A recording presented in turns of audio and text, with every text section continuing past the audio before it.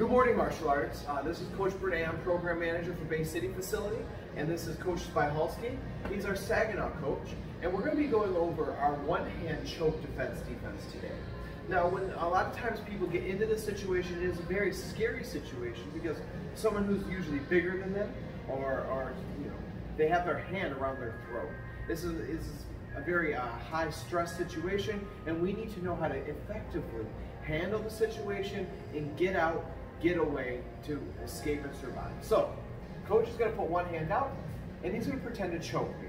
Now, in this situation, he has his hand around the center of my throat. He's around my trachea. He's got his thumbs right on both sides of my neck. He's got a good grip.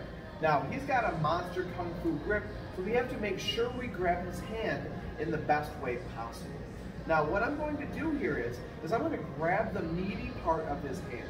So right here by your thumb, I'm going to grab with my four fingers. So I'm going to use a monkey grip to grab that underneath that meaty part of his thumb, or meaty part of his hand. My thumb coming to the middle of his finger, right where his middle finger is behind that knuckle, I'm going to turn his hand over. So it doesn't matter how hard he's gripping with, if I get underneath his hand and I pluck and remove, he won't be able to keep grip. From here we can do a wrist lock, putting our thumbs together, keeping his hand close to our chest.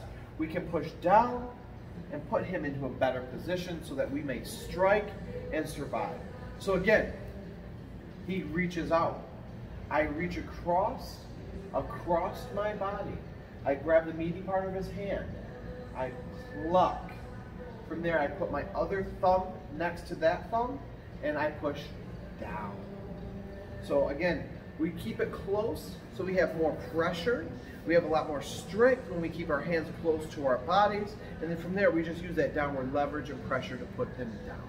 So next, I like to think of that as plan A. If I can grab his hand, remove it, and push. Now this is plan B. From here, I'm going to reach across with my opposite side arm. So instead of grabbing the meaty part of his hand, I'm grabbing the side of his hand where his pinky is. So at the same time, I'm removing his hand. My far side arm is going to come across to his elbow. So I pluck, pushing on his elbow. I can also push on his shoulder and control from here. So I like to start by plucking. I work the elbow, I can work into the shoulder, and I can push him down into the ground. And once again, putting myself into a better situation. From here, I can put him down, I can do knees, I can kick, I can control the situation.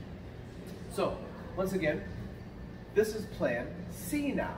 He has his arm fully outstretched, and from here, I'm going to use this to my advantage. So let's say he's choking, I pull back a little bit, his arm's at its full maximum range. Now from here, I'm going to bring my elbow down. My elbow's locked at 90 degrees. I'm bringing it straight down on the inside of his elbow. What's that called? The inner elbow, straight down. From here, I can, look, I broke his grip. So let's say he has a tighter grip even. I can pull him down.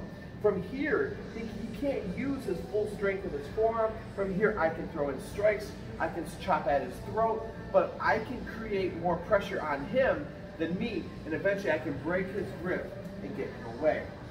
Or I can work in, bring my arm across, I can grip tight, and I can put pressure on his arm and slowly bring him down. It doesn't feel good to have your arm twisted in the opposite direction. So what I like to do, I like to bring my arm over and across. I get that gable grip, so I go palm to palm, and I pull down. And from there, he can hold on all he wants. It's a game of strength at this point. I'm putting pressure on that forearm. His arm will give probably before he actually chokes me. So once again, arm comes across. I can grip hands, and I can apply pressure to his forearm. So, a few different options. We have plan A, plan B, or plan C when working with our one-hand choke defense. A lot of times it's situational, depending on the person we're working with, or depending on your level of skill or what you're feeling that day. So martial artists, practice this technique for our test. So if I don't hear from you, good afternoon, good evening, and good night. Thank you.